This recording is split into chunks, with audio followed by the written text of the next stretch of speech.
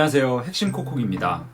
오늘은 부동산 학개론의 총론 파트를 좀 정리해 보도록 하겠습니다. 하기에 앞서서 이전에도 목차의 중요성에 대해서는 좀 말씀을 드렸는데 이번에도 학개론의 전체 목차를 한번 보고 시작하도록 하겠습니다. 자, 이 부동산 학개론의 목차를 좀 보게 되면 이렇게 총론, 강론, 감정평가론으로 좀 되어져 있습니다. 그래서 이 총론 파트를 먼저 좀 보시게 되면은 이렇게 부동산학의 기초, 그 다음에 부동산의 개념과 분류, 그 다음에 부동산의 특성, 이렇게 세 가지 파트로 되어져 있는데 우리는 어떻게 됐든 이것만 공부하면 총론은 마무리할 수 있다는 거예요. 여기서 나오는 문항수를 좀 보니까 많게는 4문제까지가 이제 나오게 되는 거죠. 그러니까 4문제를 맞추기 위해서 이 부분을 공부한다라고 생각하시면 되겠습니다. 자, 나머지 것들도 한번 보시고 이제 전체적으로는 이렇게 구성이 되어져 있어서 이 부분들도 제가 다 정리해가지고 간단하게 해서 올려드릴 예정이에요. 그러니까 먼저 오늘은 총론부터 시작하도록 하겠습니다. 자, 이 총론을 부동산학의 기초, 그 다음에 부동산의 개념과 분류, 그 다음에 부동산의 특성으로 좀 나눠놨는데 기초 먼저 볼게요. 기초 먼저 간단히 보면 기초는 부동산학의 정의라는 거에서 좀 알게 되면 그래도 키워드를 찾는데 그렇게 어렵지는 않을 거라고 생각이 됩니다. 왜냐하면 여기서 나오는 문제들은 대부분이 저기 있는 부동산학의 정의와 거리가 먼 것은 아마 이런 문제들이 좀 나오게 될 텐데 그러면 이제 부동산학에서 나오는 어떤 키워드들을 다 알아야 돼요. 근데 그 키워드를 아는데 단순 암기를 하면 힘들기 때문에 이러한 정의를 하나 기억해 놓고 거기에 맞춰서 키워드들을 떠올리는 연습을 하는 게 훨씬 낫습니다.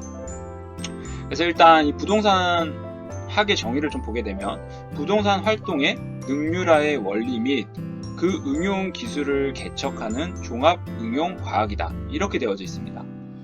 자, 여기서 이제 떠올릴 수 있는 키워드들을 이 문장을 통해서 좀 보도록 할게요. 일단 부동산 활동이라고 하면 이거를 통해서 부동산 활동은 뭐 부동산이 혼자 할 수 있는 건 아니죠. 당연히 인간이 개입해야 부동산 활동이 되는 거기 때문에 이거를 통해서 대물하고 대인이라는 이 두 가지 키워드가 여기서 나올 수 있는 겁니다. 대물 플러스 대인이 여기서 나올 수 있고 그 다음에 이제 능률화라는 단어를 보게 되면 부동산은 항상 능률화라는 단어가 많이 나올 수밖에 없어요. 왜냐하면 우리가 부중성, 이제 이 이후에 배울 부중성의 문제 때문에 그런데 굉장히 효율적으로 사용해야 되는 거예요. 부동산은 증가할 수 없기 때문에. 그래서 여기서 체유효 이용이라는 단어가 여기서 같이 떠오를 수 있는 겁니다. 그래서 부동산 활동의 능률화하면 체유효 이용, 이게 여기서 같이 떠오를 수 있고 그 다음에 있는 원리 및 그 응용 기술, 이거를 통해서 우리는 과학과 기술의 양면성이라는 단어를 떠올릴 수 있는 거예요. 여기서 그것까지 같이 떠올릴 수 있습니다. 그리고 이것을 개척하는 종합, 이 종합이라는 단어는 이 단어를 통해서 우리가 복합이라는 단어도 같이 떠올릴 수 있는데 그래서 결국은 부동산의 활동은 지문에서 만약에 종합적이다, 복합적이다 뭐 이런 단어가 나오면 걔는 맞는 거예요. 그리고 굳이 종합이나 복합이라는 단어를 쓰지 않고 여러 가지를 나열했다. 그러면 그거는 종합으로 같이 본다라고 생각을 하시면 됩니다. 그렇게 보시면 되고 마지막으로 있는 이 응용과학이라는 거는 응용과학에 포함되는 것들을 암기하는 것보다 제외되는 것 2가지를 기억하시는 게 나을 것 같아요. 그래서 거기서 응용과학에서 제외되고 배제되는 2가지가 순수과학과 자연과학이다. 자, 이렇게 해서 부동산학의 정의를 통해서 지금 여기서 나올 수 있는 키워드들을 한 6가지 정도 정리했어요. 이렇게 해서 조금 암기를 하고 나머지들 추가로 더 중요한 것들을 살 붙이는 작업을 하시면 됩니다. 근데 알고 보면은 여기에 뭐 임장활동도 있고 뭐 가서 직접 보는 뭐 어떤 정보활동 뭐 이런 것들이 포함이 되는데 당연한 것들이잖아요. 뭐 어렵지 않습니다. 그 이후에 포함되는 것들이 어렵지 않아요. 그래서 한번 살 입히는 과정 하시면 돼요. 자, 2번째로 부동산의 개념과 분류 파트를 보면 여기서는 이제 복합개념 부동산과 부동산의 분류에 대해서 이제 공부를 하게 될 겁니다. 자, 먼저 복합개념 부동산을 보게 되면 복합부동산과의 차이점에 대해서 먼저 알아야 하는데 이게 왜 그러냐면 지문에 복합부동산에 대해서 설명을 하면서 조금 헷갈리게 하는 부분들이 있기 때문이에요. 그래서 복합부동산을 보게 되면 그냥 간단히 정의 정도만 알고 있으면 됩니다. 복합부동산은 토지와 건물이 결합되어 구성된 부동산이다. 자, 이 정도 아시면 돼요.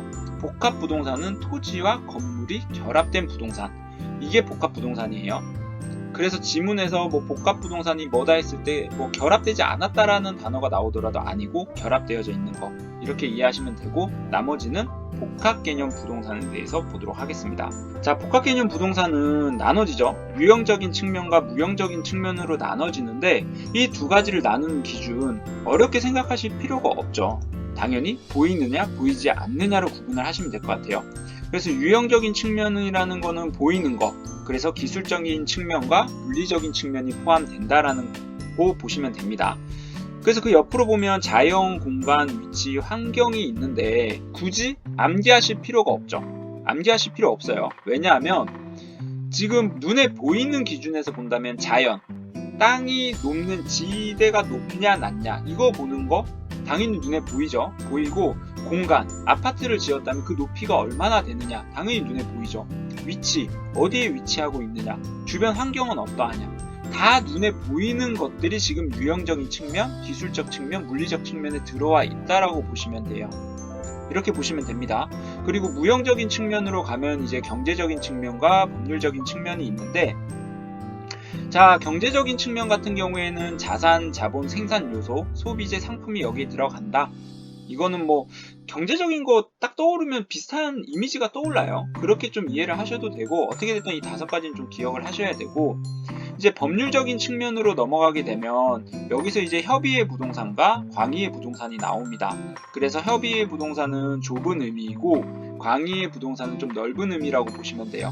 그렇기 때문에 광의의 부동산은 협의의 부동산을 포함하는 부동산이 되는 거죠. 그래서 협의의 부동산을 포함하면서 여기에 준 부동산이 더해진 거를 우리는 광의의 부동산이라고 한다. 그럼 이제 협의의 부동산을 좀 봐야 되는데, 이거 같은 경우가 이제 토지 및 그 정착물이라고 되어져 있어요. 그래서 이건 민법상 부동산이다. 그래서 지문에 만약에 민법상 부동산은 토지 및 그 정착물이다 뭐 이런 식으로 나오면 맞는 거예요. 이게 지금은 이렇게 써져 있지만 지문에서 보면 좀 헷갈릴 수 있습니다. 어떻게 됐던 협의의 부동산이 민법상 부동산이다, 토지 및 그 정착물이다 보시면 되고, 여기서는 이 정착물의 의미가 조금 중요하기 때문에 같이 또 보도록 하겠습니다. 자, 정착물이라는 거 개념을 보면 동산이었지만 토지 등에 부착되어 계속적으로 이용되는 것이에요. 부착되어서 계속적으로 이용되는 게 정착물이에요. 개념은 그렇습니다. 자, 구분 기준 어렵지 않죠? 어렵지 않아요. 자, 이 부착물이라는 거를 제거했을 때 건물의 손상이 발생해야 돼요. 건물의 손상이 발생하는 겁니다. 우리가 집에 뭐 시계가 걸려져 있는데 시계를 떼어냈다고 해서 건물의 손상이 발생하지 않죠. 그렇기 때문에 이건 잘 아실, 건물의 손상이 발생하는 거고 원래 용도에 맞도록 제작된 거는 정착물이에요. 그리고 정확한 것도 임대인이 임대할 목적으로 설치했으면 정착물이 돼요. 왜냐하면 임대인은 그거를 거기에 오는 사람들이 다 맞도록, 이제 오는 사람들이 임대할 목적으로 사용할 수 있도록 부착을 한 거기 때문에 용도에 맞도록 만들어 놓은 거죠. 그래서 정착물이 되지만 임차인 것은 가지고 가는 거기 때문에 정착물이 되지 않는다라는 거, 이렇게 좀 구분하시면 되겠습니다. 그래서 정착물을 보게 되면 정착물의 종류에는 독립정착물과 종속정착물이 있다. 종속정착물 말 그대로 토지와 함께 가는 거, 독립정착물은 토지와 분리될 수 있는 거, 대부분이 다 종속정착물이에요. 그러니까 종속정착물이 아닌 것만 보면 되는데, 독립정착물에는 보면 건물, 미분리가실, 수목의 집단, 그 다음에 농작물이 여기에 들어간다. 대신에 미분리가실과 수목의 집단에는 명인방법이라는 게 추가가 돼야지만 돼요. 만약에 명인방법을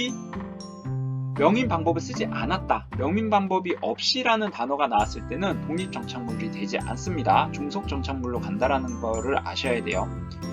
자, 요렇게 해서 지금 그 정착물까지 봤는데, 자, 어디까지 한 거예요 지금?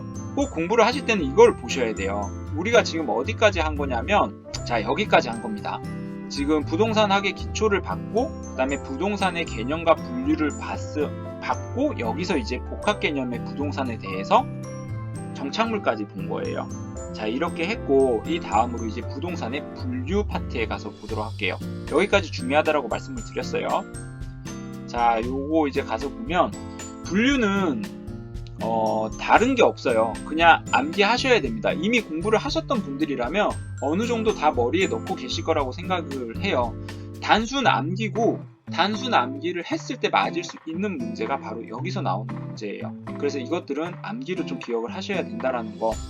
하나하나 그냥 읽어드리면 필지, 하나의 지번이 붙은 토지의 등록 단위, 그 다음에 획지, 가격 수준이 비슷한 일단의 토지, 택지, 주거용, 상업용, 공업용으로 이용 가능한 토지, 부지, 일정한 용도로 도로라든지 하천, 철도 부지로 사용되는 토지, 그 다음에 맹지는 타인의 토지에 둘러싸이고 도로에 인접하지 않은 토지, 나지는 사법상 제한을 받지 않는 토지, 공지는 대지에서 건축물의 바닥 면적을 제외한 부분, 후보지는 지역 상호간, 대분류로 이동하는 것을 후보지라고 하고, 만약에 이행지, 후보지와는 다르게 이행지도 있는데 이행지는 지역 상호간이 아니고 지역 내에서 소분류로 이동하는 경우에 이행지라고 한다.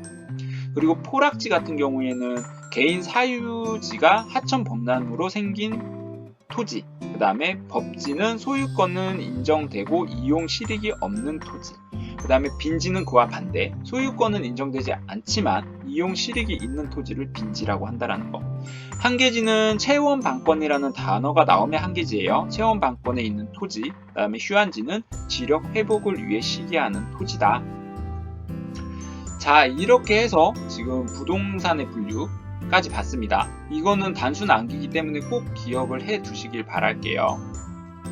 자, 이렇게 해서 지금 부동산학의 기초, 부동산의 개념과 분류 파트까지 봤고, 이제 세 번째로 부동산의 특성에서 토지의 특성 쪽 보도록 하겠습니다. 자, 이 토지의 특성은 두 가지로 나눠지죠. 자연적인 특성과 인문적인 특성으로 나눠지는데, 토지의 특성이 아마 총론 파트에서 가장 중요하지 않을까 싶어요. 일단 저는 그렇게 생각을 합니다. 그러니까 조금 더 집중해서 공부들을 하시기를 바라고, 역시나 여기서 나오는 키워드들을 좀 잘 기억을 하셔야 되는 게 맞는 것 같아요. 먼저 자연적인 특성을 먼저 보면 여기선 5가지, 부동성, 부증성, 영속성, 개별성, 인접성이 있습니다. 자, 여기서 이제 하나하나 좀 보게 되면, 자, 부동성 같은 경우에는 이동이 불가한 거죠. 부동성이잖아요. 이동이 불가한 거예요. 그렇기 때문에 나오는 단어들이 국지화, 임장활동, 외부효과, 지역분석, 이런 것들의 단어가 나오는 겁니다. 자, 하나하나 외우실 필요가 없어요. 그냥 이동이 불가하기 때문에 나오는 단어들이라고 생각하시면 되는데, 국지화가 뭔지는 아셔야 되겠죠. 내가 국지화를 모르는 상태에서 국지화만 암기를 하면 나중에 부동성인지 부증성인지 헷갈릴 수 있어요. 그럴 이유가 없습니다. 국지화라는 거는 만약에 서울과 부산의 땅이 있는데, 부산의 남는 땅을 서울의 땅이 부족하다고 해서 가져올 수 있느냐, 이거를 못 가져오는 게 국지화예요. 그러니까 이동이 불가한 거잖아요. 그렇게 생각하면 당연히 부동성에 국지화가 와야 되는 겁니다. 임장활동 가서 보는 거니까 당연히 부동성에 있어야 되고, 움직이지 못하니까 가서 보는 거잖아요. 외부효과, 움직일 수 없기 때문에 주변에 어떠한 것이 생김으로 인해서 정의 외부효과니 부의 외부효과니 이런 것들이 생기는 겁니다. 그 다음에 지역 분석도 움직일 수 없기 때문에 가서 해야 되는 거. 자, 이런 기준에서 보면 나머지들도 다 똑같아요. 부동성 말고도 부증성, 영속성, 개별성, 인접성 다 그 단어가 가진 뜻에서 키워드가 나온다라는 겁니다. 자, 그럼 부증성 한번 볼게요. 부증성은 공급이 안 되는 거죠. 공급이 안 되니까 정해져 있는 양 가지고 생활을 해야 되다 보니까 그거 당연히 최유효 이용을 해야 돼요. 최고로 효율 있게 이용을 해야 된다라는 의미입니다. 그리고 생산비의 법칙이 적용되지 않죠. 왜 그래요? 생산한 것만큼 늘어나야 되는데 늘어날 수 없는 거죠. 그러니까 생산비의 법칙이 적용되지 않아요. 당연한 것들이잖아요. 물리적으로 증가되지 않는다. 단 여기서 경제적인 증가는 가능한데 이거는 용도의 다양성 때문에 그렇다. 요 정도 보시면 될 것 같아요. 그리고 이제 세 번째로 영속성으로 가면 이제 오랜 시간 지속되는 거라고 이제 보시면 되고, 그럼으로 인해서 이제 가지는 어떤 특성들을 보면 감가상각 이론이 적용되지 않는 근거가 되어주고, 그리고 자본이득, 소득이득, 그 다음에 관리의 중요성, 임대차까지 발달을 한다. 다 영속성과 관련되어져 있는 겁니다. 생각해보세요. 관리의 중요성, 당연히 오랜 시간 지속이 되기 때문에 관리가 중요하죠. 그 다음에 임대차도 발달을 할 수밖에 없죠. 오랜 시간 내가 가지고 있으니까 사람들한테 막 빌려주게 되잖아요. 그래서 임대차도 발달을 한다 보시면 되고, 그 다음에 개별성은 다름이에요. 다름이라고 생각하면 되고, 그렇기 때문에 비교가 어렵다라는 거. 다 다르기 때문에 비교가 어렵겠죠. 그래서 일물일가의 법칙이 성립하지 않고 부동산 가격을 개별 형성됨으로 인해서 개별 분석의 근거가 된다라는 거, 이렇게 보시면 됩니다. 자, 이제 마지막으로 인접성인데, 인접성 같은 경우는 지금 보시게 되면 비슷한 용도로 대체가 가능하다는 키워드와 개발 이익 환수라는 키워드가 있어요. 근데 원래 땅이라고 하면, 토지라고 하면 용도 대체가 불가능해요. 왜 그래요? 제주도에 있는 땅이나 서울에 있는 땅, 당연히 대체가 불가능하겠죠. 하지만 인접하다면 대체가 가능하다라는 거예요. 같은 지역에 있는 땅이면 비슷하죠. 인접하고 있죠. 그러면 용도 대체가 가능하다라는 겁니다. 용도 대체가 가능한 거는 인접성 때문이다, 이렇게 보시면 돼요. 자, 이렇게 해서 지금 자연적인 특성을 5가지로 좀 봤고, 여기에 더 중요한 키워드들이 있다면 살붙이기를 해서 기억을 하시면 되겠어요. 대체적으로 중요한 키워드는 거의 대부분 넣어놨다라고 보시면 됩니다. 자, 이렇게 해서 자연적인 특성을 마무리하고, 그 다음에 이제 마지막으로 인문적인 특성을 보게 되면 여기서 용도의 다양성과 합병 분할의 가능성이 나온다. 용도의 다양성 같은 경우에는 체유효 이용을 하는 어떤 근거가 되고, 그 다음에 경제적인 공급까지 가능하다라고 보시면 되겠습니다. 자, 이렇게 해서 토지의 특성 쪽도 좀 마무리하도록 하겠습니다. 자, 이제 총론을 전체적으로 이제 마무리 한번 해볼게요. 자, 이제 눈 감고 한번 들어보세요. 자, 전체적인 마무리입니다. 처음이 부동산학의 기초였어요. 이거는 부동산학의 정의를 가지고 키워드를 찾아내는 작업을 했습니다. 그래서 부동산 활동의 능률화의 원리 및 그 응용 기술을 개척하는 종합 응용 과학이다라는 이 정의를 가지고 키워드들을 좀 뽑아냈었고, 그 다음에 이제 부동산의 개념과 분류에 가서는 복합 개념의 부동산과 그 다음에 부동산의 분류에 대해서 봤어요. 그래서 복합 개념의 부동산은 복합 부동산과의 차이점에 대해서는 좀 아셔야 되고, 그 다음에 복합 개념의 부동산을 보니까 보이느냐 보이지 않느냐로 해서 유형이냐 무형이냐, 보이는 것들 나열하실 수 있어요. 충분히 나열하실 수 있고, 보이지 않는 것들 나열하다 보니까 법률적인 곳에서 협의의 부동산이 있었죠. 협의의 부동산, 그 토지 및 그 정착물이었는데, 거기 그게 민법상의 부동산이었고, 그 정착물이라는 개념이 조금 더 중요했기 때문에 어떠한 개념이라든지 구분 기준 이런 걸로 좀 나누어서 봤었다. 그래서 복합 개념 부동산을 좀 마무리를 했고, 그 다음에 부동산 분류에 가서는 14가지, 뭐 획지라든지 맹지라든지 뭐 휴안지라든지 이러한 것들을 다 정리했다. 그렇게 좀 이건 암기를 해야 되는 거니까 기억하시면 되고, 마지막으로 부동산 특성에 가서 토지의 특성, 자연적인 특성과 인문적인 특성으로 나눠서 자연적인 특성에서 뭐 부동성, 부중성, 영속성, 개별성, 인접성 이렇게 5가지를 나눠서 각각의 키워드를 좀 떠올려 주시면 되겠습니다. 자, 이렇게 하면은 총론의 전체적인 부분이 마무리되신 거예요. 일단 어떠한 기틀을 잡았다라고 생각을 하시고, 내가 필요하다면 거기에 더 살을 붙이는 작업들을 하시면 되겠습니다.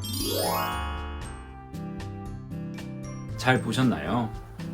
오늘의 영상이 여러분들이 총론의 어떤 흐름을 잡는데 도움이 됐으면 하는 바람이고, 작게나마 도움이 됐다면 좋아요와 구독을 부탁드리겠습니다. 여러분들의 좋아요와 구독은 제가 그 다음 영상을 촬영하는데 아주 큰 힘이 됩니다. 그러면 다음에는 강론 파트 영상으로 찾아뵙겠습니다.